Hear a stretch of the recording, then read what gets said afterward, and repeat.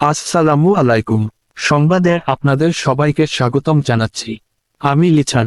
শুরুতেই শুরু হবে সংবাদ শিরোনাম, পরে বিস্তারিত।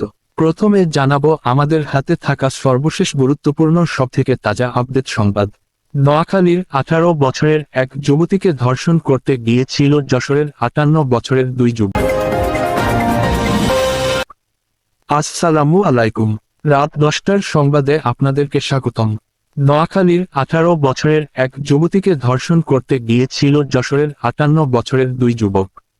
সেই দুইজনের নাম ছিল মোহাম্মদ লিটন এবং তার সহপাঠী হক। লিটন এর বাবার নাম ছিল মোহাম্মদ। গ্রামের নাম জগন্নাথপুর, 3 নম্বর ওয়ার্ড, থানা যশোর, জেলা যশোর।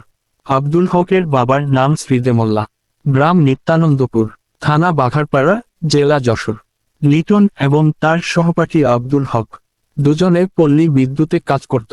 মহিলার বক্তব্য হলো, তারা সকাল 9টার সময় ওই মহিলাকে ঘর থেকে পানি আনতে বলে। ওই মহিলাকে দুজনে ঘরে ঢুকিয়ে ধর্ষণ করার চেষ্টা করে।